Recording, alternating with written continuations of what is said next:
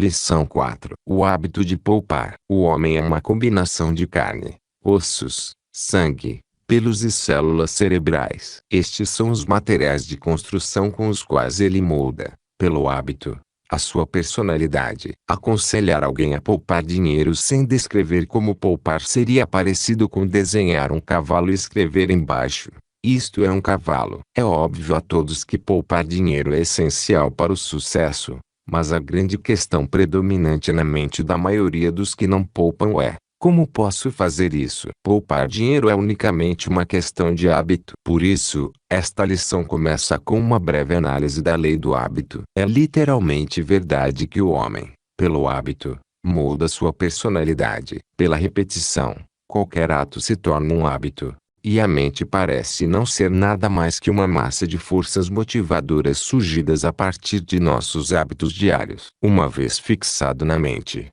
um hábito voluntariamente impele a ação. Por exemplo, siga um determinado trajeto para seu trabalho ou algum lugar que visite com frequência, e logo o hábito estará formado, e sua mente o levará por aquele trajeto sem que você pense a respeito. Além do mais, se pretender se deslocar em outra direção sem pensar constantemente na mudança do trajeto, você se verá seguindo o velho trajeto. Oradores públicos verificam que contar repetidamente uma história baseada em pura ficção põe em ação a lei do hábito, e eles logo esquecem se a história é verdade ou não. Paredes de limitação construídas pelo hábito. Milhões de pessoas passam a vida na pobreza e necessidade porque fizeram uso destrutivo da lei do hábito. Sem entender a lei do hábito ou a lei da atração, pela qual semelhante atrai semelhante, aqueles que se mantêm na pobreza raramente percebem que estão onde estão pelo resultado de suas próprias ações. Fixe em sua mente o pensamento de que sua capacidade limita-se a uma determinada renda e nunca ganhará mais que isso,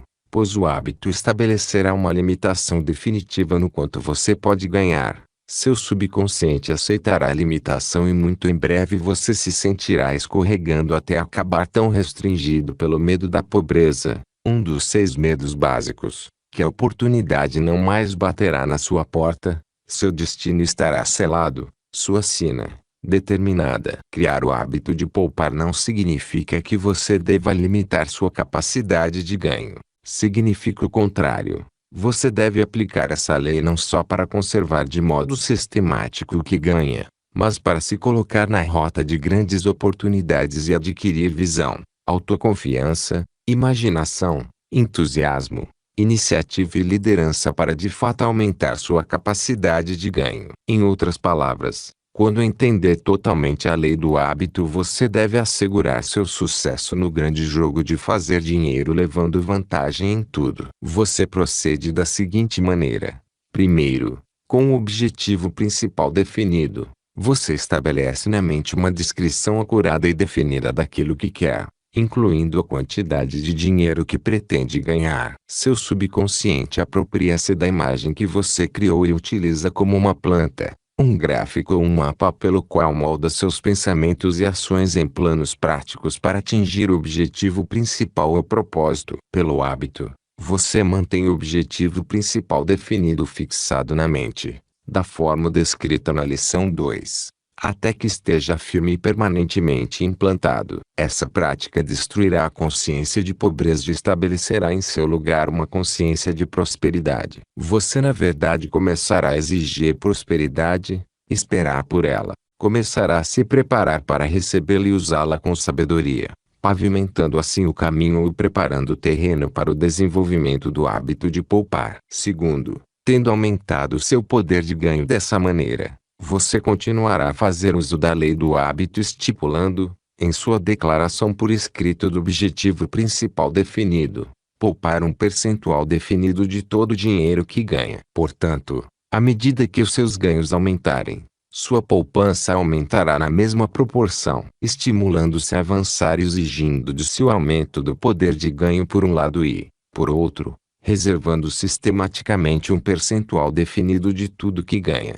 Você em breve chegará ao ponto em que terá removido todas as limitações imaginárias de sua mente e tomado a estrada rumo à independência financeira. Nada poderia ser mais prático ou mais fácil de realizar que isso. Reverta a operação da lei do hábito, estabelecendo na mente o medo da pobreza. E muito em breve este medo reduzirá sua capacidade de ganho até você mal ser capaz de ganhar dinheiro suficiente para as necessidades básicas. Os editores de jornal poderiam criar pânico em uma semana enchendo páginas com notícias referentes a falências de empresas no país, embora poucas empresas de fato quebrem.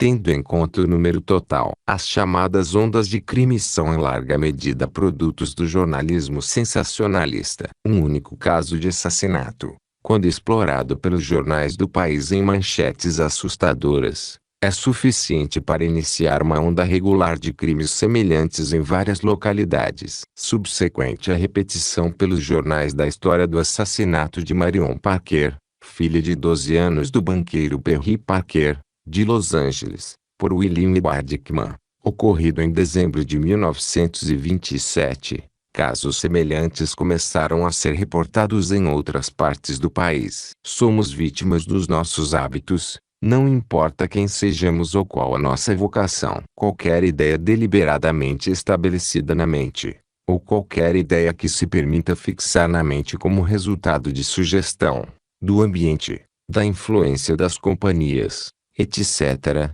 com certeza nos fará agir de acordo com sua natureza. Cultive o hábito de pensar e falar de prosperidade e abundância, e muito em breve a evidência material começará a se manifestar na forma de oportunidades mais amplas, novas e inesperadas. Semelhante atrai semelhante. Se você tem um negócio e adquiriu o hábito de falar e pensar que os negócios vão mal, os negócios irão mal. Um pessimista que tem espaço para persistir em sua influência destrutiva por tempo suficiente pode destruir o trabalho de meia dúzia de homens competentes e fará isso implantando o pensamento de pobreza e fracasso na mente dos companheiros. Não seja esse tipo de pessoa. Um dos banqueiros mais bem-sucedidos de Illinois tinha uma placa pendurada em seu gabinete particular com os seguintes dizeres: aqui só falamos e pensamos em abundância. Se você tem uma história de infortúnio, por favor, guarde-a para si, pois não queremos saber dela. Nenhuma empresa quer os serviços de um pessimista, e aqueles que entendem a lei da atração e a lei do hábito não irão tolerar o pessimista, assim como não permitiriam um assaltante em seu local de trabalho, pois uma pessoa desse tipo destruiria a utilidade daqueles ao seu redor. Em dezenas de milhares de lares, o tema geral de conversa é a pobreza e a necessidade, e é isto que as pessoas encaram. Elas pensam em pobreza, conversam sobre pobreza, aceitam a pobreza como seu destino de vida. Argumentam que, em virtude de seus antepassados serem pobres, elas também devem permanecer pobres. A consciência da pobreza é formada como resultado do hábito de pensar na pobreza e ter medo dela. Eis que o que eu mais temia aconteceu. A escravidão da dívida. O endividamento é uma senhora implacável, inimigo mortal do hábito de poupar. A pobreza por si só é suficiente para matar a ambição, destruir a autoconfiança e a esperança. Mas, acrescente o fardo da dívida, e todas as vítimas dessas duas capatazes cruéis estarão praticamente fadadas ao fracasso. Nenhum homem pode dar o seu melhor no trabalho, expressar-se em termos que demandem respeito, criar ou levar a cabo um objetivo definido de vida com uma dívida pesada pairando sobre sua cabeça. O homem sujeito à escravidão da dívida está tão desamparado quanto o escravo sujeito à ignorância ou grilhões de fato. O autor tinha um amigo muito chegado cuja renda era de $1.000 por mês. Sua esposa amava a sociedade e tentava ostentar $20.000 com base numa renda de 12.000. E o resultado era que esse pobre homem em geral tinha uma dívida de $8.000. Todos os membros de sua família tinham o hábito de gastar, adquirido da mãe. Os filhos, 2 meninas e um menino, estavam em idade de ir para a faculdade, mas era impossível por conta das dívidas do pai. O resultado foi o conflito entre pai e filhos. o que deixou a família inteira infeliz e miserável. É horrível sequer pensar em passar a vida como um prisioneiro acorrentado e sob a posse de outra pessoa por causa de dívidas. A acumulação de dívidas é um hábito. Começa aos pouquinhos e cresce lentamente a enormes proporções, passo a passo, até finalmente tomar conta da alma do indivíduo. Milhões de jovens começam a vida de casado com dívidas desnecessárias pairando sobre suas cabeças e nunca conseguem sair de debaixo daquele fardo. À medida que a novidade do casamento começa a se desvanecer, como normalmente acontece, o casal começa a sentir o estorvo da necessidade, e esse sentimento cresce até levar, muitas vezes, a franca insatisfação mútua e até ao divórcio. Um homem subjugado pela escravidão das dívidas não tem tempo nem inclinação para estabelecer ou elaborar ideais, e o resultado é que afunda com o tempo, até finalmente começar a estabelecer limitações em sua mente e,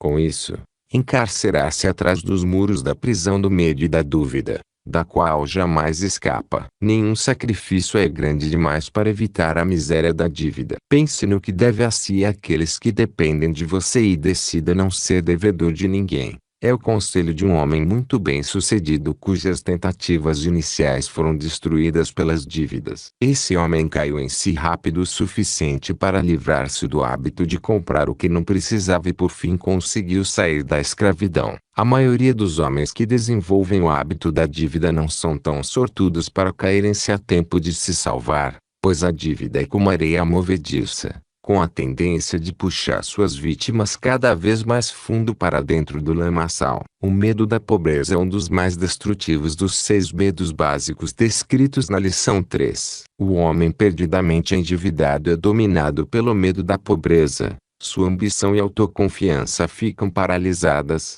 e ele afunda gradualmente na alienação. Existem 2 tipos de dívida, de naturezas tão diferentes que merecem ser descritas da seguinte forma. 1.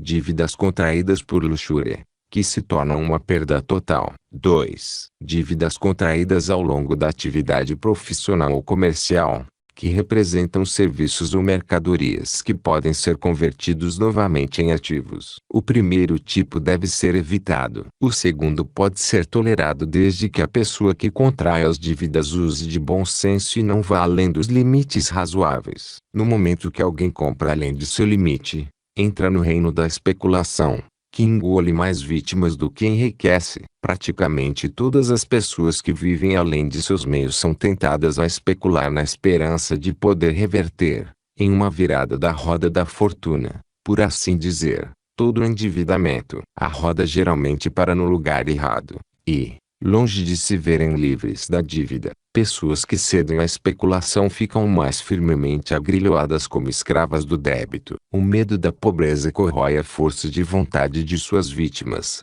e elas então vêm-se incapazes de rever a fortuna perdida e, o que é mais triste, perdem toda a ambição para se safar da escravidão da dívida. Dificilmente se passa um dia em que não se possa ver nos jornais uma reportagem de pelo menos um suicídio resultante de preocupações excessivas com dívidas. A escravidão da dívida causa mais suicídio todos os anos do que todas as outras causas somadas. Uma leve indicação da crueldade do medo da pobreza. Durante a guerra, milhões de homens encararam as trincheiras da linha de frente sem vacilar, sabendo que a morte poderia pegá-los a qualquer momento. Esses mesmos homens, ao encarar o medo da pobreza, muitas vezes encolhem-se assustados e, por puro desespero, que paralisa o raciocínio, cometem suicídio. A pessoa livre de dívidas pode derrotar a pobreza e alcançar notável sucesso financeiro, mas, para aquela subjugada por dívidas,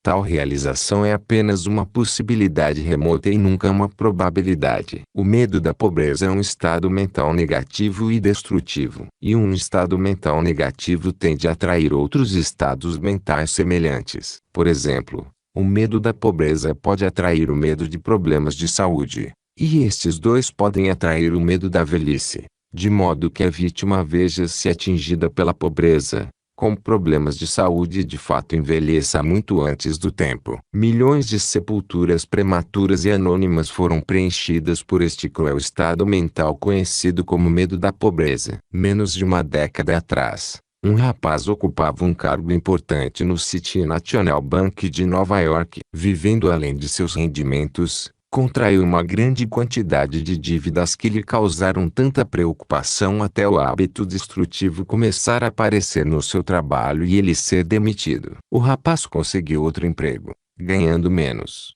mas os credores o envergonharam tanto que ele decidiu pedir demissão e ir para outra cidade, onde esperava escapar deles até acumular dinheiro suficiente para pagar os débitos. Os credores têm como rastrear seus devedores. Então logo estavam nos calcanhares do rapaz, cujo empregador descobriu sobre seu endividamento e o demitiu. Ele procurou emprego por 2 meses, em vão. Em uma noite fria, subiu até o topo de um dos altos prédios da Broadway e pulou. As dívidas fizeram outra vítima. Como dominar o medo da pobreza? Para derrotar o medo da pobreza deve-se tomar 2 medidas decisivas, caso se tenha dívidas. Primeiro, abandonar o hábito de comprar a crédito e a seguir quitar gradativamente os débitos já contraídos. Livre da preocupação do endividamento, você estará pronto para reformular os hábitos de sua mente e redirecionar seu curso no rumo da prosperidade. Adote como parte de seu objetivo principal definido o hábito de poupar um percentual regular de sua renda,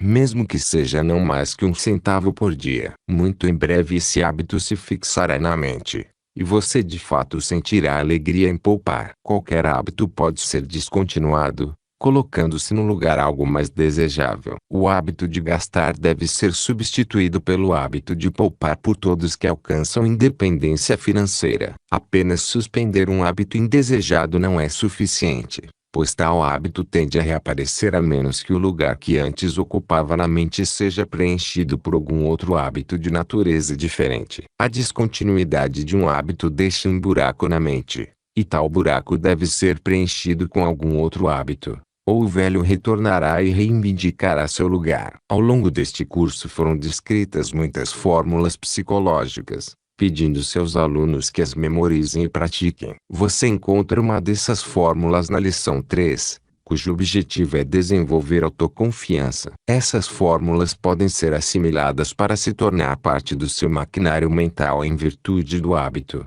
se você seguir as instruções de uso. Presume-se que você esteja tentando alcançar independência financeira. Acumular dinheiro não é difícil depois que você domina o medo da pobreza e desenvolve no lugar dele o hábito de poupar. O autor deste curso ficaria muito decepcionado em saber que qualquer aluno teve a impressão, a partir de qualquer coisa nesta ou em qualquer outra lição, de que o sucesso é medido somente em dólares. Entretanto, dinheiro representa um importante fator de sucesso e deve ter seu devido valor reconhecido em qualquer filosofia que pretenda ajudar as pessoas a se tornarem úteis, felizes e prósperas. A verdade cruel, fria e implacável é que, nessa era de materialismo, um homem não passa de um grão de areia, podendo ser soprado desordenadamente por todos os ventos das circunstâncias, a menos que esteja entrincheirado atrás do poder do dinheiro. O talento pode proporcionar muitas recompensas aos que possuem dinheiro, mas ainda assim permanece o fato de que talento sem dinheiro para se expressar não passa de honra vazia, como um esqueleto. O homem sem dinheiro está à mercê do homem que o tem. E assim é, independentemente da habilidade que ele possua, de sua formação ou do talento inato com que foi dotado pela natureza. Não há escapatória do fato de que as pessoas irão medi-lo em grande parte à luz do saldo bancário, não importando quem você seja ou o que possa fazer. A primeira pergunta que surge na mente da maioria das pessoas quando conhecem um estranho é: quanto dinheiro ele tem? Se tem dinheiro, é bem-vindo nos lares de oportunidades de negócios são lançadas em sua direção. Ele é acumulado de todo tipo de atenção. Ele é um príncipe e, como tal, tem direito ao melhor de tudo. Porém, se os sapatos estão com a sola gasta, as roupas não estão passadas, o colarinho está sujo e se ele mostra claramente sinais de empobrecimento financeiro,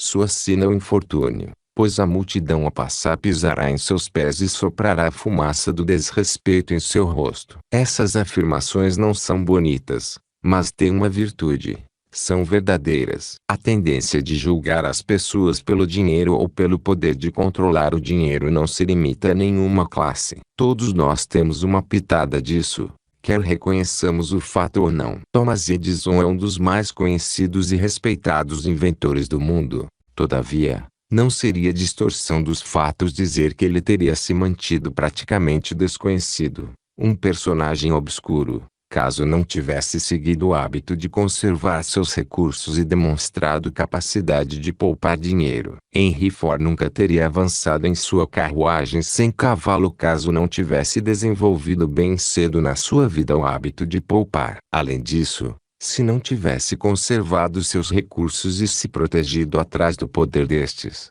Ford teria sido engolido pelos concorrentes ou por aqueles que cobiçosamente desejaram tomar seu negócio há muitos e muitos anos. Muitos homens percorreram um longo caminho na direção do sucesso apenas para tropeçar e cair, e nunca mais se erguer, por conta da falta de dinheiro em tempos de emergência. A taxa de mortalidade anual de negócios devido à falta de capital de reserva para emergências é estupenda. Este motivo responde por mais falências do que todos os outros somados. Fundos de reserva são essenciais para a operação bem-sucedida de negócios. Contas de poupança são igualmente essenciais para o sucesso dos indivíduos. Sem poupança, a pessoa sofre de duas maneiras.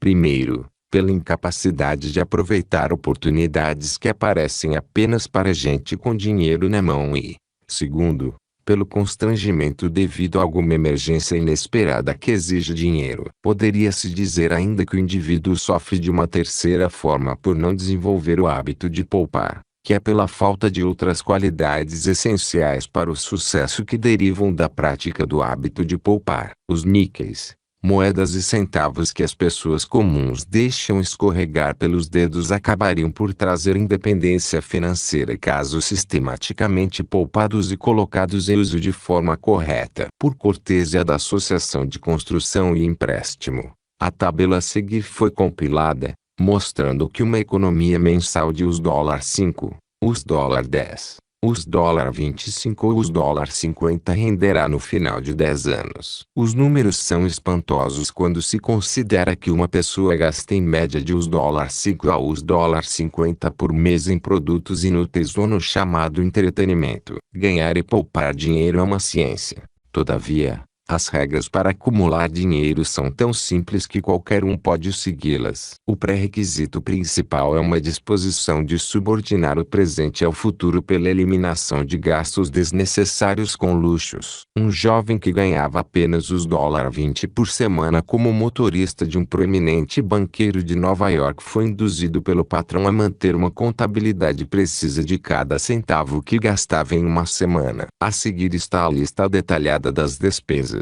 Esses números contam uma história trágica que poderia muito bem ser aplicada a milhões de outras pessoas. A verdadeira poupança dos $20 eram apenas os $0,53. Ele gastava os $7,47 em itens que poderiam ser grandemente reduzidos e que na maioria poderiam ser completamente eliminados. Na verdade, barbeando-se e engraxando os sapatos, ele poderia poupar os $7,47. Agora volte para a tabela da Associação de Construção e Empréstimo e observem que resultaria a economia de os $7,47 por semana. Suponha que a quantia que o rapaz realmente poupasse fosse de os $25 por mês. A poupança teria aumentado a bela quantia de os $5.000 no final dos primeiros 10 anos. O rapaz em questão tinha 21 anos de idade na época em que fez a contabilidade das despesas. Quando chegasse aos 31 anos, teria uma quantia substancial no banco caso poupasse os $25 por mês. E essa poupança poderia gerar muitas oportunidades que o levariam diretamente à independência financeira. Alguns pseudofilósofos de pouca visão gostam de salientar que ninguém pode ficar rico apenas poupando alguns dólares por semana. Isso pode ser bem verdade até onde o raciocínio alcança, que não é muito longe. Mas o outro lado da história é que a poupança de até mesmo uma pequena soma de dinheiro coloca o indivíduo numa posição onde muitas vezes essa pequena quantia pode garantir vantagem em oportunidades de negócios. o que leva direta e muito rapidamente à independência financeira. Caso ainda não tenha adquirido o hábito de poupar dinheiro sistematicamente, a tabela anterior mostrando que a poupança de US$ 5 por mês somaria no final de 10 anos deve ser copiada e colada no espelho, onde irá lhe encarar todas as manhãs quando você levantar e todas as noites quando deitar. A tabela deveria ser reproduzida com letras e números de 2,5 centímetros de altura e colocada nas paredes de cada escola pública do país, onde poderia servir de lembrete constante para todos os alunos sobre o valor do hábito de poupar. Alguns anos atrás, antes de levar a sério o valor do hábito de poupar, o autor contabilizou o dinheiro que havia escapado entre seus dedos. A quantia foi tão alarmante que resultou na redação desta lição e a inclusão do hábito de poupar como uma das leis do sucesso. Segue abaixo uma lista detalhada das contas. Os $4.000 herdados, investidos num negócio de peças de automóvel com um amigo que perdeu todo o montante em um ano. Os $3,6 mil. Dinheiro extra ganho com artigos para revistas e jornais variados, todo gasto inutilmente. Os $30 mil. Ganhos por treinar 3.000 vendedores com a ajuda da lei do sucesso, investidos em uma revista que não teve êxito porque não havia capital de reserva para sustentá-la. Os $3,4 mil. Dinheiro extra ganho com discursos e palestras, todo gasto à medida que era recebido. Os $6 mil. Estimativa do que poderia ter sido poupado num período de 10 anos, a partir de ganhos regulares, a uma taxa de apenas os $50 por mês. Os $47 mil. Caso essa quantia tivesse sido poupada e investida assim que recebida, na associação de construção e empréstimo ou em alguma outra modalidade que rendesse juros compostos, teria chegado a montante de os $94 mil à época em que esta lição era escrita. O autor não é vítima de nenhum dos hábitos comuns de dissipação, tais como jogo, bebida e entretenimento excessivo. É quase inacreditável que um homem cujos hábitos de vida são razoavelmente moderados possa ter gasto os $47 mil em pouco mais de 10 anos sem ter nada para mostrar. Mas pode acontecer. Uma reserva de capital de os $94 mil, trabalhando-se com juros compostos, é suficiente para dar a qualquer homem a liberdade financeira de que necessita. Lembro da ocasião em que o presidente de uma grande corporação me enviou um cheque de os $500 por um discurso que proferia em um jantar para os empregados e recordo nitidamente o que me veio à mente quando abri a carta e vi o cheque. Eu queria um carro novo. E aquele cheque era exatamente a quantia necessária para o primeiro pagamento. Eu já havia gasto o dinheiro antes que ficasse 30 segundos em minhas mãos. Talvez essa seja a experiência da maioria das pessoas. Pensam mais em como vão gastar o que têm do que em maneiras de poupar. A ideia de poupar e o autocontrole e autossacrifício que acompanham estão sempre ligados a pensamentos de natureza desagradável. Mas, como é eletrizante pensar em gastar. Existe uma razão para isso. A maioria de nós desenvolveu o hábito de gastar enquanto negligenciava o hábito de poupar. E qualquer ideia que frequenta a mente humana apenas raramente não é tão bem-vinda quanto as que a frequentam com constância. Na verdade, poupar pode se tornar tão fascinante quanto gastar, mas não até se tornar um hábito regular, bem fundamentado e sistemático. Nós gostamos de fazer o que é repetido com frequência, o que é apenas outra maneira de afirmar o que os cientistas descobriram, que somos vítimas de nossos hábitos. O hábito de poupar dinheiro exige mais força de caráter do que a maioria das pessoas desenvolve, pois significa abnegação e sacrifício de diversões e prazeres das mais diferentes maneiras. Por essa mesma razão, quem desenvolve o hábito de poupar adquire ao mesmo tempo muitos outros hábitos necessários para o sucesso, especialmente autocontrole, autoconfiança, coragem, equilíbrio e liberdade do medo. Quanto se deve poupar? A primeira questão que surge é: quanto se deve poupar? A resposta não pode ser dada em poucas palavras, pois a quantia que se deve poupar depende de muitas condições, das quais algumas podem estar sob controle e outras não. De modo geral, um assalariado deveria repartir seu vencimento como segue: poupança, 20% sustento, moradia, alimentação e vestuário. 50% educação. 10% recreação. 10% seguro de vida. 10% 100%. Já a lista abaixo indica a distribuição aproximada que a média dos homens geralmente faz. Poupança, nada sustento, moradia, alimentação e vestuário. 60% educação. 0% recreação. 35% seguro de vida. 5% 100% não tem recreação. Estão incluídas, claro, muitas despesas não recreativas, tais como dinheiro gasto com bebidas alcoólicas, jantares e outros itens semelhantes que na verdade servem para minar a saúde e destruir o caráter. Um analista experiente afirmou que poderia dizer com muita precisão que tipo de vida um homem levava examinando seu orçamento mensal. Além disso, a maior parte das informações seria obtida num tem recreação. Esse então é um item a ser observado com o mesmo cuidado que o jardineiro de estufa observa o termômetro que controla a vida e morte de suas plantas. Aqueles que fazem a contabilidade do orçamento geralmente incluem um item chamado entretenimento, que, na maioria dos casos, revela-se um mal, pois consome a renda pesadamente e, quando levado ao excesso, consome também a saúde. Estamos vivendo numa época em que o entretenimento é demasiadamente importante nas verbas orçamentárias. Dezenas de milhares de pessoas que ganham não mais que os $50 por semana gastam até um terço de sua renda no que chamam de entretenimento,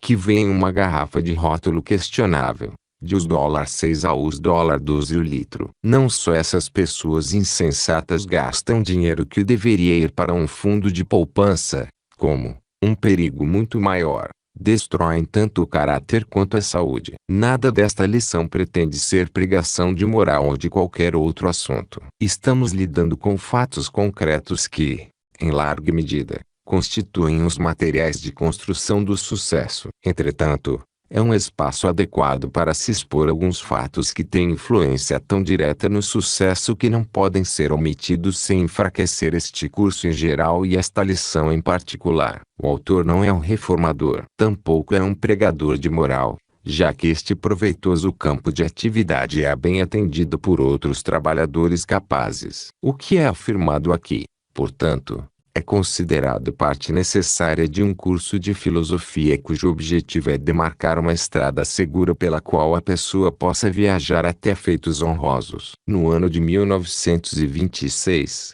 o autor teve uma sociedade com Dom R. Mellett, na época editor do Daily News de Canton, em Ohio. Mellett interessou-se pela lei do sucesso por acreditar que oferecesse conselhos sólidos para jovens que realmente desejassem seguir em frente na vida. Pelas páginas do Daily News, Mellett travava uma batalha feroz contra as forças do submundo de Canton. Com a ajuda de detetives e investigadores, alguns fornecidos pelo governador de Ohio, Mellett e o autor acumularam dados precisos sobre como vivia a maioria das pessoas de Canton. Em julho de 1926, Mellett foi assassinado numa emboscada, e 4 homens, um deles ex-integrante da força policial de Canton, foram condenados à prisão perpétua pelo crime. Durante a investigação do mundo do crime em Canton, todos os relatórios chegaram ao escritório do autor, e os dados aqui descritos são, portanto, absolutamente precisos. Um funcionário de uma grande fábrica, cujo salário era de os $6.000 por ano, pagava a um contrabandista de Canton cerca de os $300 por mês pela bebida, se é que a coisa pode ser chamada de bebida, que usava para entretenimento. A esposa participava desses entretenimentos, realizados na casa deles. Um caixa de banco, cujo salário era de os $150 por mês, gastava em média os $75 por mês em bebida e, somado esse desperdício imperdoável de um salário que não era muito alto, movia-se a um ritmo e com uma turma que mais adiante significaram a ruína para ele. O superintendente de uma grande fábrica, cujo salário era de os $5.000 por ano e que deveria poupar pelo menos os $125 por mês, na verdade não poupava nada. Sua conta com o contrabandista era em média de os $150 por mês. Um policial cuja renda mensal era de US$ 160 gastava mais de US$ 400 por mês em jantares em uma taverna de beira de estrada das redondezas, onde arranjava a diferença entre sua renda legítima e as despesas reais. É uma questão que não lhe confere especial crédito. Um bancário cuja renda anual pode ser estimada em US$ 8.000 com base na declaração de imposto do ano anterior tinha uma conta com o contrabandista de mais de US$ 500 durante os 3 meses em que suas atividades foram investigadas por Melete. Um rapaz que trabalhava em uma loja de departamentos, com salário de US$ 20 por semana, gastava em média US$ 35 por semana com um contrabandista. Presume-se que ele roubava a diferença do empregador. Problemas com certeza aguardavam o jovem, embora não seja do conhecimento do autor o que aconteceu. Um vendedor de uma companhia de seguros de vida, cuja renda era conhecida porque trabalhava por comissão,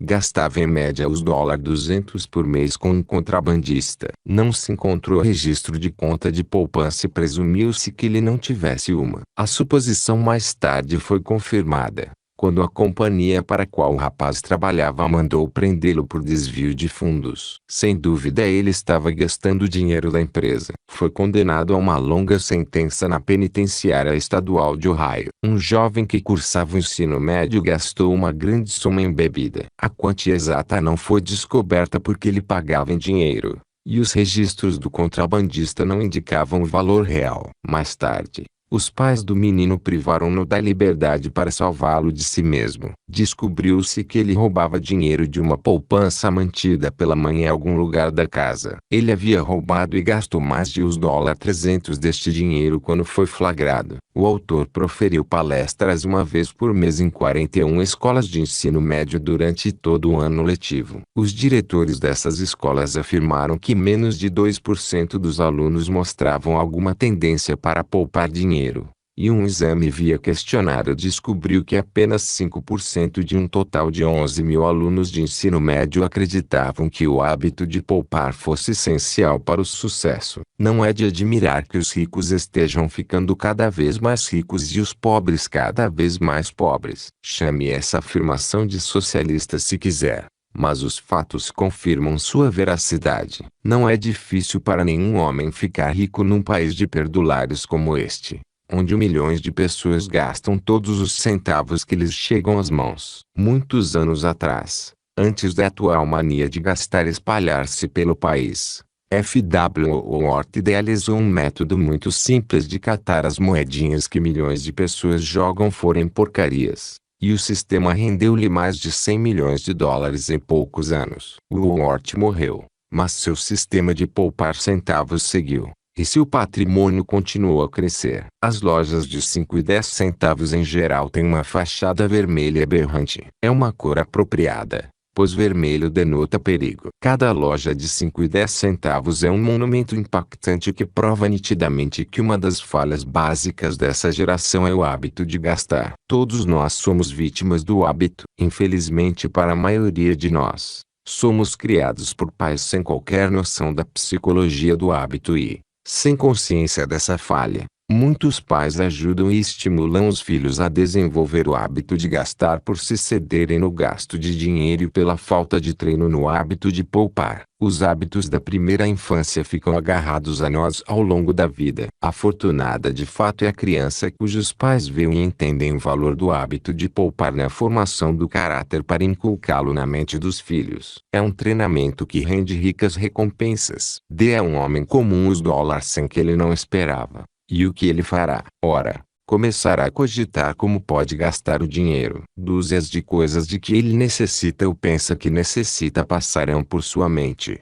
mas é aposta bastante segura que nunca lhe ocorrerá, a não ser que tenha adquirido o hábito de poupar. Fazer destes US$ 100 o início de uma poupança. Antes de cair a noite, ele terá gasto os US$ 100 ou pelo menos terá decidido como gastar, adicionando assim mais combustível à já excessivamente brilhante chama do hábito de gastar. Somos governados por nossos hábitos. Requer força de caráter, determinação e firme poder de decisão abrir uma poupança e depositar uma parcela regular, ainda que pequena, de toda a renda subsequente. Existe uma regra pela qual qualquer homem pode determinar de antemão se desfrutará da liberdade e da independência financeira tão universalmente desejada por todos os homens. E essa regra não tem absolutamente nada a ver com o valor de sua renda. A regra é: se um homem segue o hábito sistemático de poupar uma parcela definida de todo o dinheiro que ganha ou recebe de outras maneiras, é praticamente certo que se colocará em uma posição de independência financeira. Se não economiza nada, e absolutamente certo que nunca conseguirá ser independente em termos financeiros, não importa qual seja sua renda. A única exceção a essa regra possivelmente é um homem que não poupa herdar uma soma tão grande de dinheiro que não consiga gastá-la, ou herdar sob um fundo que o proteja dele mesmo. Mas essas eventualidades são bastante remotas, tão remotas que você não pode contar com um milagre desses. O autor mantém relações com muitas centenas de pessoas pelos Estados Unidos e em alguns outros países. Por quase 25 anos, observou muitos desses conhecidos e sabe, por verdadeira experiência, como eles vivem, porque alguns fracassaram enquanto outros foram bem-sucedidos. E os motivos tanto para o fracasso quanto para o sucesso. A lista de conhecidos abrange homens que controlam centenas de milhões de dólares e que de fato possuem muitos milhões. E também homens por cujas mãos passaram milhões de dólares e agora estão sem um centavo. Com o objetivo de mostrar ao aluno dessa filosofia como a lei do hábito se torna uma espécie de ponto de articulação para o sucesso ou o fracasso e porque exatamente nenhum homem pode ter independência financeira sem desenvolver o hábito sistemático de poupar. Os hábitos de vida de alguns desses conhecidos serão descritos. Começaremos com a história completa, em suas próprias palavras, de um homem que ganhou $1 milhão no campo da publicidade, mas agora não possui nada que demonstre seu esforço. A história foi publicada na American Magazine e é aqui republicada por cortesia dos editores da revista. A história é real em todos os aspectos e foi incluída nesta lição porque seu autor, W.C. Freeman, deseja tornar seus erros públicos na esperança de que outros possam evitá-los. Ganhei $1 milhão, mas não tenho um centavo. Embora seja assim embaraçoso e humilhante confessar publicamente uma falha excepcional, responsável por boa dose da bagunça que minha vida é hoje, decidi fazer tal confissão pelo bem que possa gerar. Vou abrir o coração sobre como deixei escapar pelos dedos todo o dinheiro que ganhei até hoje. Aproximadamente $1 milhão.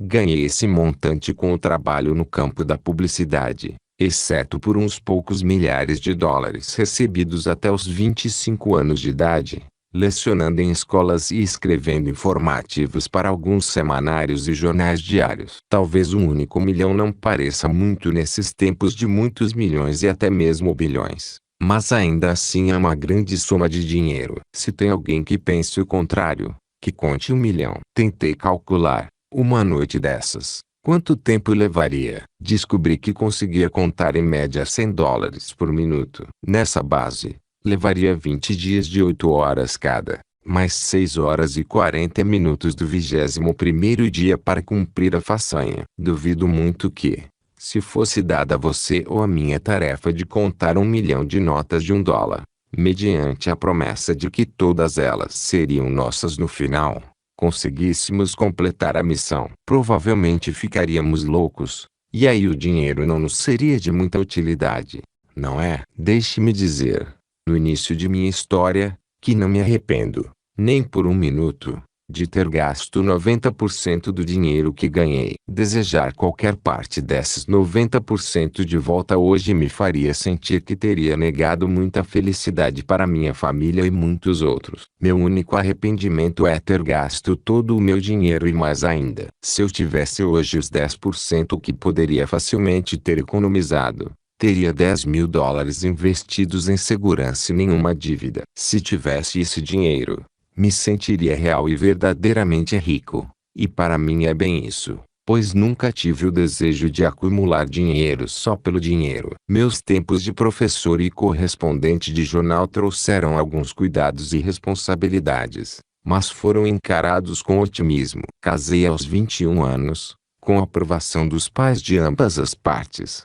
que acreditavam plenamente na doutrina pregada por Henri Ward Beecher, de que casamentos precoces são casamentos virtuosos. Apenas um mês e um dia após me casar, meu pai teve uma morte trágica. Sufocou-se com gás de carvão. Tendo sido educador a vida toda, e um dos melhores não acumulou dinheiro algum. Quando ele faleceu, coube a nosso círculo familiar se unir e ir adiante de alguma maneira. O que fizemos? Tirando o vazio deixado em nossa casa pela morte de meu pai e minha esposa, eu, minha mãe e minha irmã morávamos juntos. Tínhamos uma boa vida, embora dar conta das despesas fosse muito apertado. Minha mãe, excepcionalmente talentosa e engenhosa, ela havia lecionado com meu pai até eu nascer. Decidiu abrir nossa casa para um casal de velhos amigos da família. Vieram morar conosco e nos ajudavam a pagar as contas. Minha mãe era muito conhecida pelas maravilhosas refeições que servia. Mais tarde, duas amigas abastadas da família foram acolhidas em nossa casa, aumentando assim nossa receita. Minha irmã ajudava de forma muito substancial, lecionando em uma turma de jardim de infância que se reunia na grande sala de estar de nossa casa. Minha esposa contribuía encarregando-se das costuras e consertos. Aqueles foram dias muito felizes. Ninguém na casa era extravagante ou tinha qualquer tendência extravagante, exceto eu talvez, pois sempre fui propenso a ser liberal com dinheiro. Gostava de comprar presentes para a família e de entreter os amigos. Quando o primeiro bebê chegou ao nosso lar, um menino pensamos que o céu houvesse aberto suas portas para nós. Os pais de minha esposa, que tinham o mais profundo e ardente interesse por nós e estavam sempre prontos a ajudar, ficaram igualmente felizes com a chegada do primeiro neto. Meu cunhado, muito mais velho que minha esposa e solteirão, de início não conseguia entender a alegria que todos nós sentimos, mas até ele começou a se pavonear, vaidoso e orgulhoso. Depois de um tempo, que diferença um bebê faz em casa? Estou colocando esses detalhes em minha história apenas para enfatizar como vivi nos primeiros tempos. Eu não tinha oportunidade de gastar muito dinheiro e mesmo assim tive tanta felicidade naqueles dias como desde então. O estranho nisso tudo é que a experiência daquele tempo não me ensinou o valor do dinheiro. Se alguma pessoa já teve uma lição prática para guiar seu futuro, com certeza fui eu. Mas deixe-me contar como essa experiência inicial me afetou. O nascimento de meu filho inspirou-me a fazer algo que rendesse mais dinheiro do que eu ganhava lecionando e escrevendo para jornais. Eu não queria que minha esposa, mãe ou irmãs sentissem que teriam que continuar indefinidamente a contribuir para o sustento da casa. Porque um camarada grande, forte e saudável e com uma quantidade razoável de aptidões como eu deveria contentar-se em permanecer uma roda da engrenagem. Porque não deveria ser a engrenagem inteira no que dizia respeito a prover minha família. Seguindo meu desejo de ganhar mais dinheiro, comecei a vender livros, além de dar aulas e escrever para jornais. Isso garantia um dinheirinho extra. Por fim desisti de dar aulas e me concentrei em vender livros e escrever para jornais. A venda de livros me levou a Bridgeton, em New Jersey. Foi onde dei a verdadeira arrancada para começar a ganhar dinheiro. Tive que ficar longe de casa por muito tempo para fazer o trabalho, mas o sacrifício valeu a pena. Em poucas semanas, ganhei o suficiente para enviar para casa mais dinheiro do que aquilo com que havia contribuído em qualquer ano enquanto fui professor ou correspondente de jornal. Depois de vasculhar o território em Bridgeton, fiquei interessado num jornal da cidade, o Morning Star. Pareceu-me que o editor e diretor de redação necessitava de um ajudante. Fui vê-lo e falei isso. Ele disse: "Céus, jovem, como posso contratá-lo? Não estou ganhando o suficiente para pagar minhas próprias contas." "É bem isso," eu disse. "Acredito que juntos podemos fazer do Star um sucesso. Vou dizer o que faremos. Trabalharei para você durante uma semana por $1 por dia. Ao final da semana, se eu tiver ido bem, espero que me pague $3 por dia na segunda semana. E, então, se eu continuar indo bem, espero que me pague $6 por dia na terceira semana, e continuaremos indo assim até o jornal render dinheiro suficiente para me pagar $50 por semana."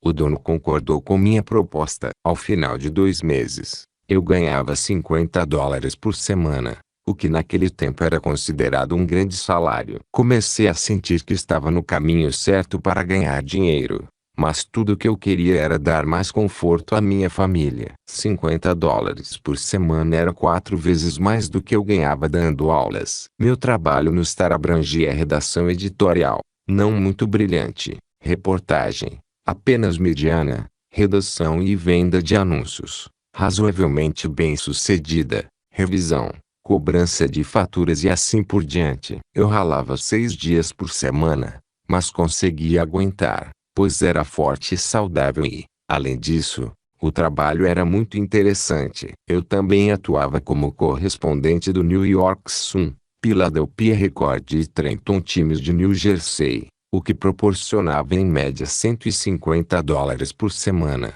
pois era um bom território de notícias. Aprendi uma lição no Star que acabou mudando o curso de minha vida. Descobri que dá muito mais dinheiro vender anúncio de jornal do que escrever para jornal. Publicidade rende. Fiz uma campanha publicitária bem-sucedida no Star, um louvor à indústria de ostras do sul de Jersey, pago pelos empresários que proporcionou $3.000 em dinheiro, divididos meio a meio comigo pelo editor. Eu nunca tinha visto tanto dinheiro de uma vez só em toda a minha vida. Pense, $1.500, 25% mais do que eu havia ganho em 2 anos dando aulas. Poupei esse dinheiro ou parte dele? Não. Qual foi o uso? Pude fazer tanta coisa para deixar minha esposa, filho, mãe e irmão felizes que gastei muito mais facilmente do que ganhei. Mas não teria sido bom se eu tivesse guardado esse dinheiro para um dia de necessidade? Meu trabalho em Bridgeton atraiu a atenção de Sam Hudson,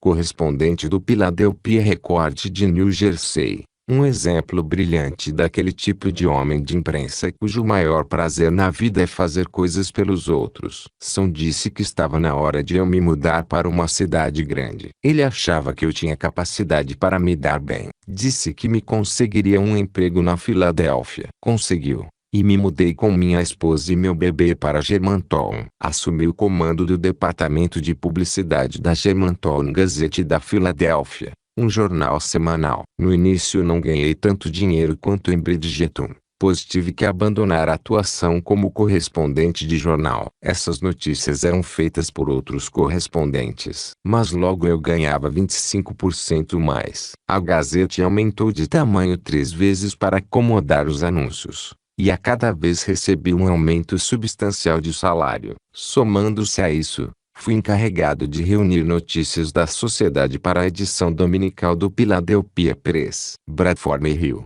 editor-chefe desse jornal, depois executivo de um jornal importante de Nova York, incumbiu-me de um grande território. Isso me mantinha ocupado todas as noites da semana, exceto aos sábados. Eu ganhava $5 por coluna, mas fazia em média 7 colunas por domingo, o que rendia $35 extras por semana. Era mais dinheiro para eu gastar, e gastei. Eu não sabia nada sobre orçamento de despesas. Apenas deixava o dinheiro ir à medida que entrava. Não tinha tempo, ou pensava que não tinha, para vigiar meus gastos. Um ano mais tarde, fui convidado para fazer parte da equipe de publicidade do Philadelphia Press. Uma grande oportunidade para um jovem, pois tive um treinamento maravilhoso sob a gestão de William L. McLean, depois dono do Evening Bulletin da Filadélfia. Mantive meu emprego de colunista social. Minha renda então era mais ou menos a mesma que em Germantown. Mas em pouco tempo meu trabalho atraiu a atenção de James Everson Sr.,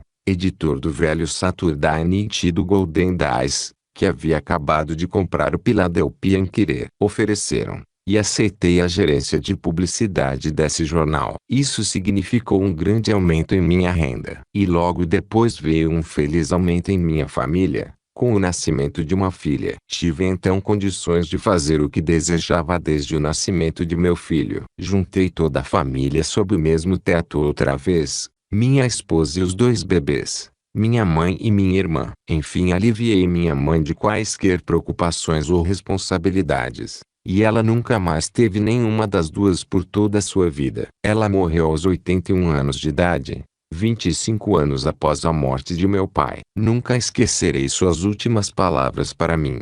Will, você jamais me causou um momento de preocupação desde que nasceu. E eu não poderia ter tido mais do que você me deu mesmo que eu fosse a rainha da Inglaterra. Naquela época eu ganhava 4 vezes mais dinheiro do que meu pai havia ganho como superintendente de escolas públicas em minha cidade natal, Phillipsburg, New Jersey. Todo o dinheiro, entretanto, passava pelo meu bolso tão facilmente quanto a água por uma peneira. As despesas aumentavam a cada aumento da renda, o que é um hábito, suponho, da maioria das pessoas. Embora não houvesse motivo sensato para deixar minhas despesas passarem além da renda, foi isso que fiz. Dei por mim acumulando dívidas e, a partir dessa época, nunca me livrei delas. Todavia, eu não me preocupava com as dívidas, pois pensava que poderia pagá-las a qualquer momento. Nunca me ocorreu, a não ser 25 anos depois, que as dívidas por fim acarretariam não só grande ansiedade e infelicidade como a perda de amigos e crédito. Mas devo me congratular por uma coisa.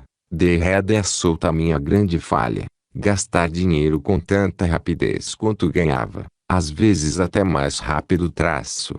Mas nunca me esquivei do trabalho. Tentava sempre achar mais coisas para fazer e sempre achava. Ficava muito pouco tempo com minha família. Jantava todas as noites em casa. Brincava com os bebês até a hora de dormir e então retornava para o escritório e trabalhava. Assim passaram-se os anos. Outra filha chegou. Agora eu queria que minhas filhas tivessem um pônei e uma pequena charrete e que meu filho tivesse um cavalo de montaria. Então pensei que precisaria de uma parelha de cavalos para andar com minha família em uma carruagem fechada ou aberta. Arranjei tudo. Em vez de um cavalo e uma charrete, ou talvez uma carruagem, o que teria sido suficiente para nossas necessidades e algo que poderíamos pagar, tive que ter um estábulo e tudo que o acompanha. Esse equipamento custou quase um quarto de minha renda anual. Então aderi ao golfe. Estava com 41 anos. Fui jogar da mesma forma como trabalhava,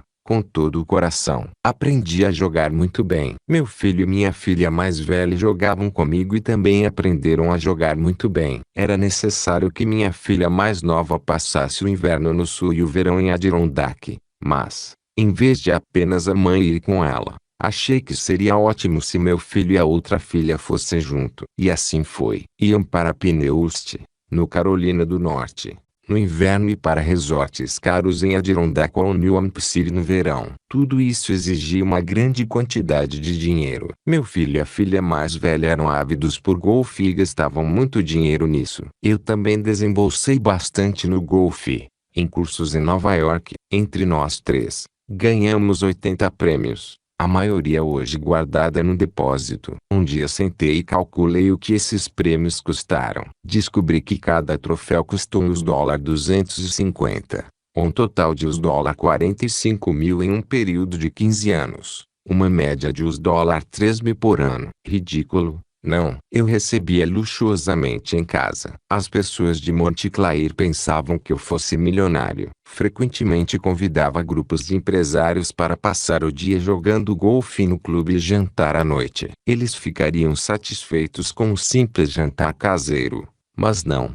Eu tinha que servir algo elaborado, organizado por um buffet famoso. Esses jantares nunca custavam menos de $10 o prato, o que não incluía o dinheiro gasto em música enquanto se jantava. Eu contratava um quarteto de músicos. Nossa sala de jantar acomodava confortavelmente 20 pessoas, e diversas vezes esteve lotada. Era tudo adorável, e eu ficava contente por ser o anfitrião. Na verdade, eu ficava muito feliz. Nunca parei para pensar na rapidez com que estava acumulando dívidas. Chegou o dia em que isso começou a me incomodar muito. Eu havia recebido tantos convidados no clube de golfe em um mês, pagando almoços, charutos e taxas para jogar, que minha conta foi de $450. Aquilo atraiu a atenção dos diretores do clube. Todos bons amigos e muito interessados em meu bem-estar. Tomaram para si a responsabilidade de falar que eu estava gastando demais e que o desejavam,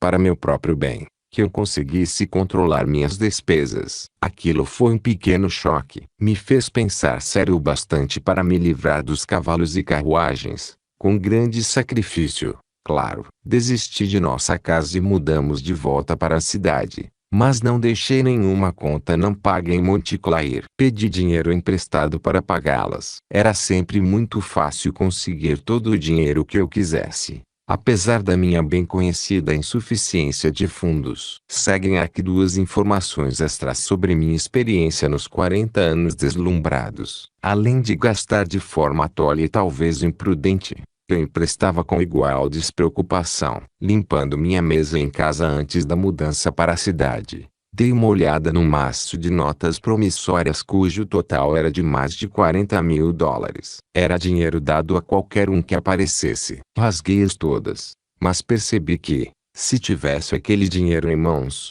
não deveria $1. Um dos empresários mais prósperos que eu havia convidado muitas vezes e que em troca havia me convidado também disse: Billy, tenho que parar de sair com você. Você gasta demais. Não consigo acompanhar. Pensei nisso vindo de um homem que ganhava muito mais que eu. Deveria ter me impactado, mas não. Continuei gastando igual, tolamente achando que estava me divertindo e sem pensar no futuro. Esse homem tornou-se vice-presidente de uma das maiores instituições financeiras de Nova York e dizem que possui muitos milhões de dólares. Eu deveria ter seguido o conselho dele. No outono de 1908, após uma desastrosa experiência de 6 meses em outro ramo de negócios, subsequente ao pedido de demissão das organizações Hearst, retomei o trabalho em jornal como gerente de publicidade no New York Evening Mail. Eu havia conhecido Henry Stoddard, diretor de redação e dono do jornal,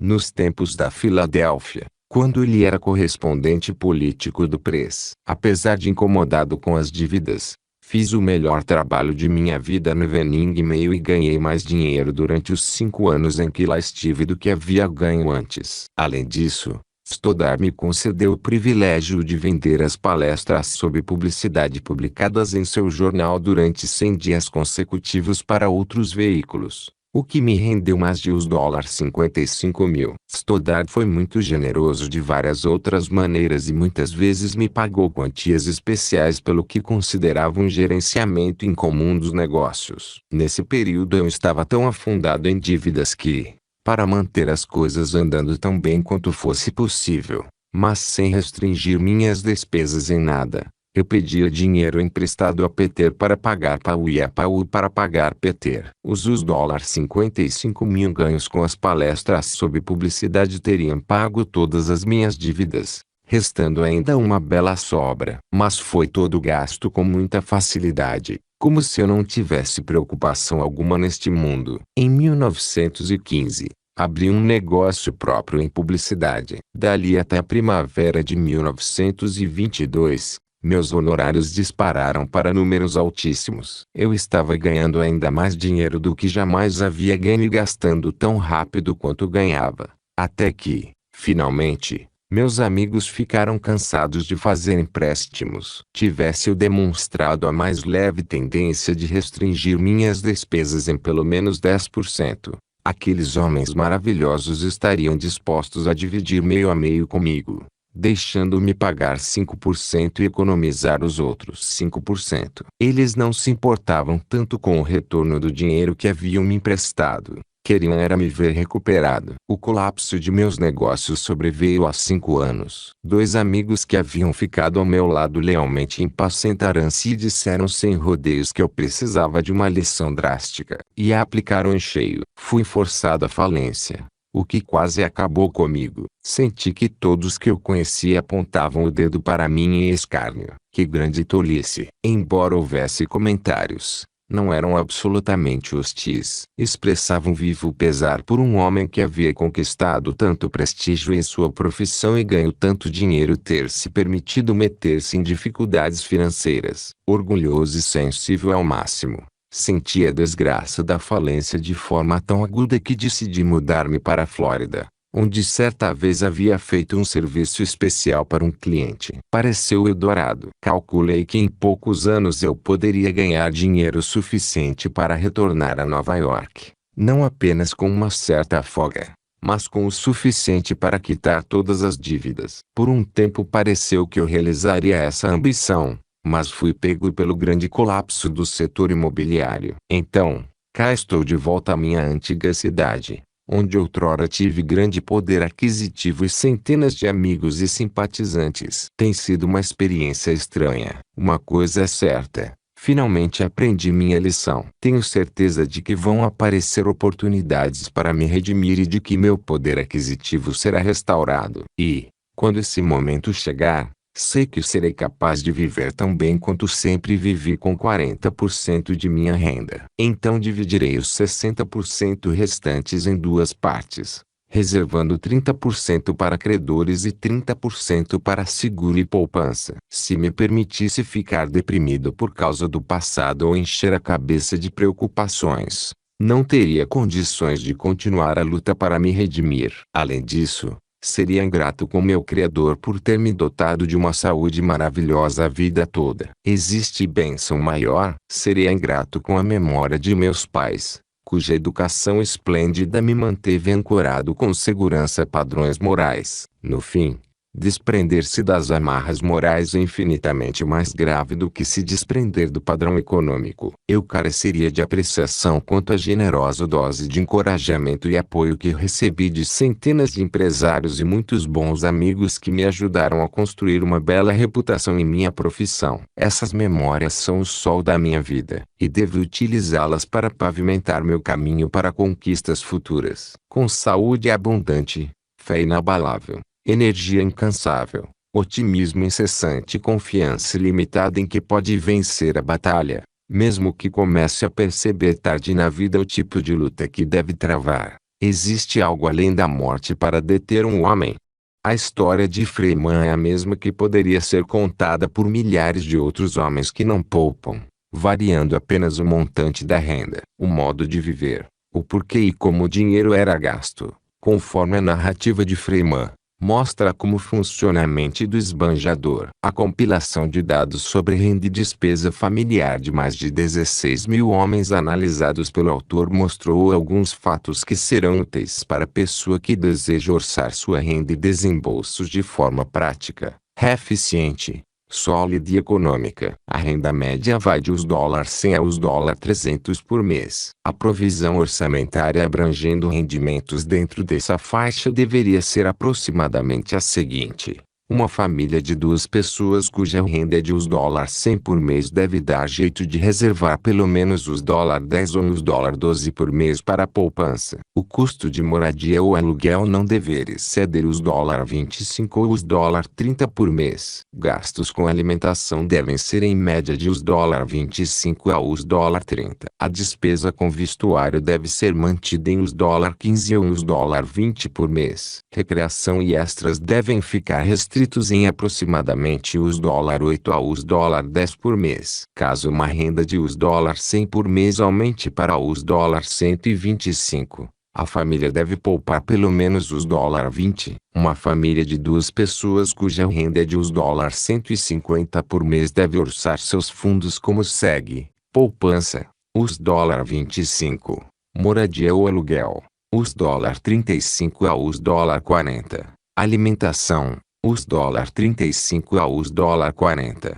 vestuário, os $20 aos $30, recreação, os $10 aos $15. Com um salário de os $200 por mês o orçamento deve ser: poupança, os $50, moradia ou aluguel, os $40 aos $50, comida, os $35 aos $45, vestuário, os $30 aos $35, recreação, os $15 aos $20. Uma família de duas pessoas com salário ou renda de os $300 por mês dever dividir assim: poupança, os $55 aos $65, moradia ou aluguel, os $45 aos $60, alimentação, os $35 aos $45, recreação e educação, os $50 aos $75. Alguém poderia argumentar que uma família de duas pessoas com salário de os $300 por mês poderia viver com gastos tão baixos quanto os que ganham os $100 ou os $125. Entretanto,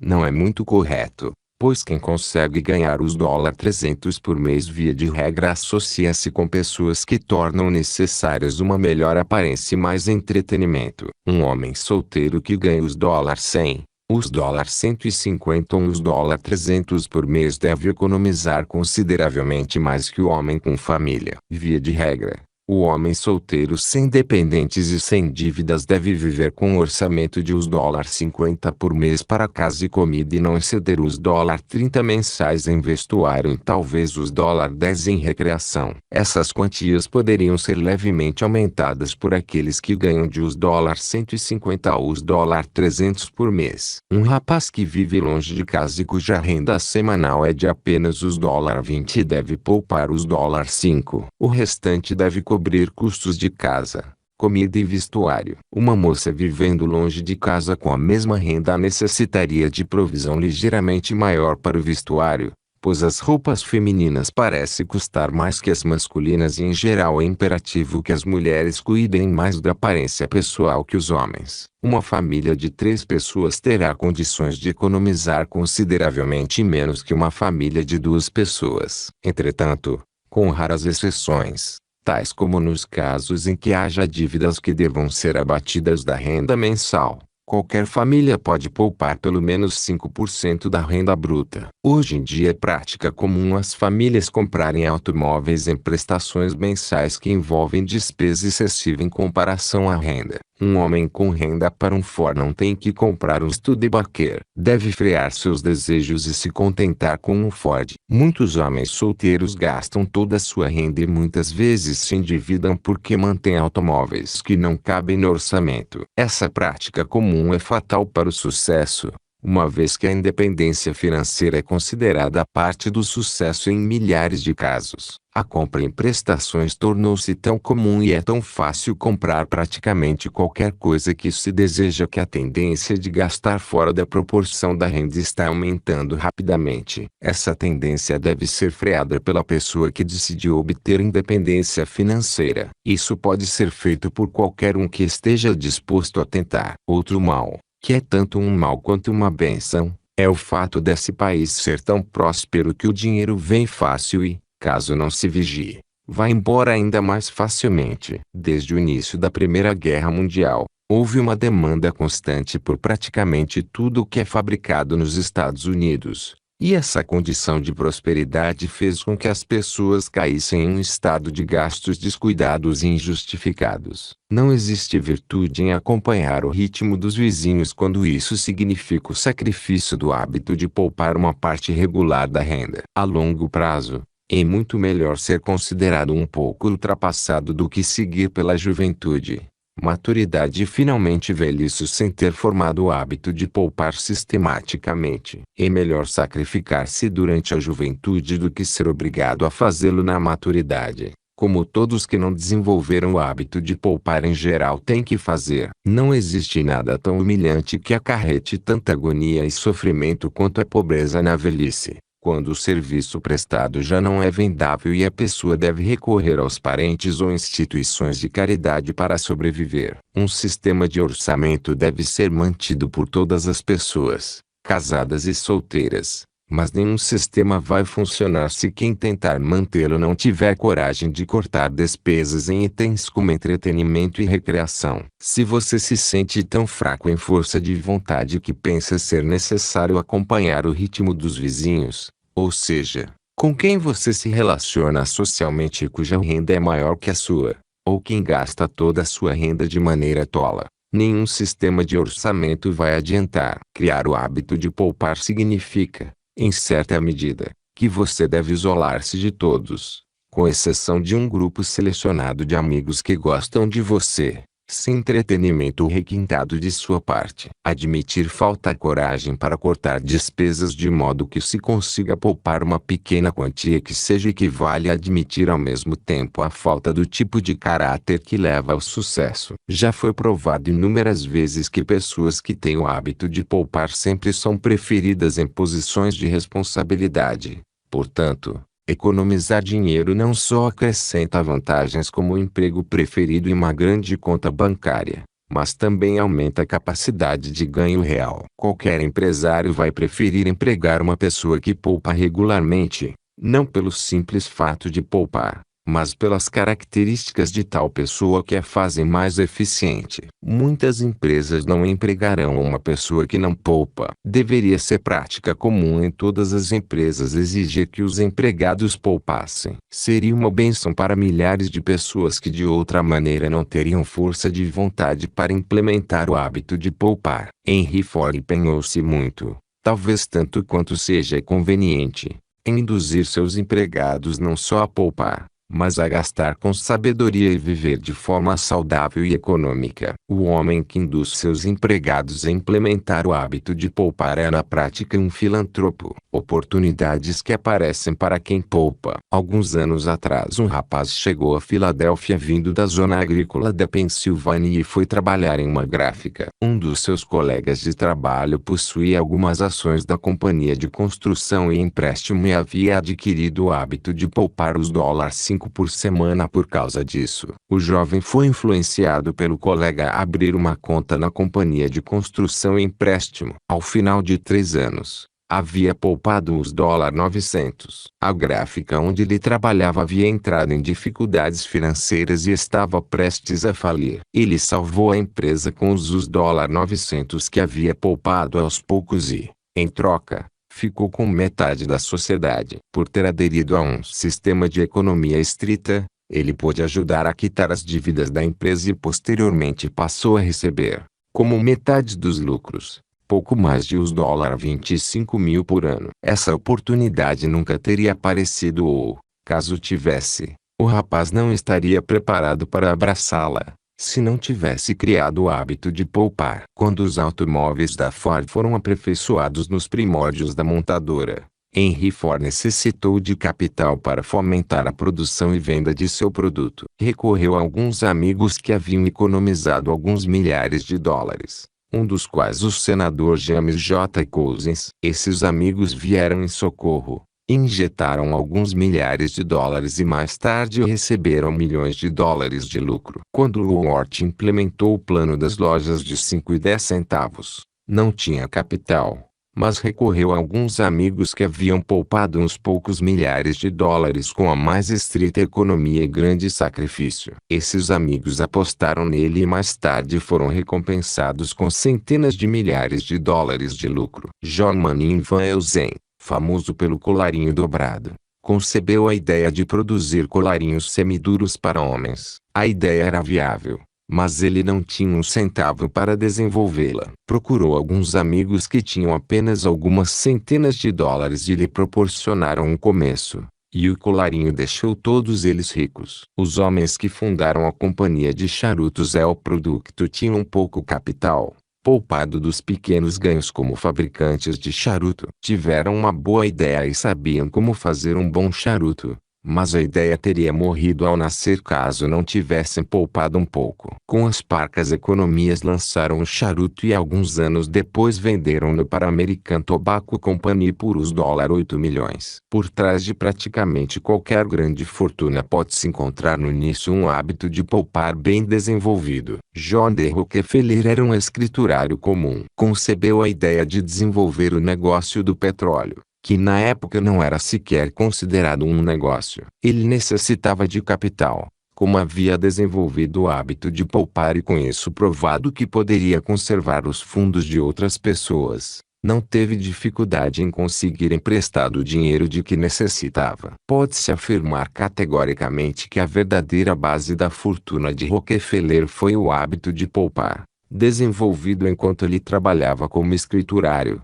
com salário de $40 por mês. James J. Hill era um jovem pobre, trabalhando como telegrafista com salário mensal de $30. Ele concebeu o sistema ferroviário Great Northern, mas a ideia estava fora de suas condições financeiras. Entretanto, ele havia adquirido o hábito de poupar e, do parco salário de $30 por mês, tinha economizado bastante para custear a despesa de uma viagem a Chicago, onde encontrou capitalistas interessados em financiar o plano. O fato de haver poupado de um pequeno salário foi considerado uma boa evidência de que seria um homem confiável para gerir dinheiro alheio. A maioria dos homens de negócios não vão confiar seu dinheiro a outro a não ser que este tenha demonstrado capacidade de cuidar do seu próprio e usá-lo com sabedoria. O teste é muito prático, ainda que embaraçoso para aqueles que não formaram o hábito de poupar. Um jovem que trabalhava em um parque gráfico na cidade de Chicago queria abrir uma pequena gráfica e ser dono do próprio negócio. Ele foi ao gerente de uma empresa fornecedora de equipamento gráfico e comunicou sua intenção,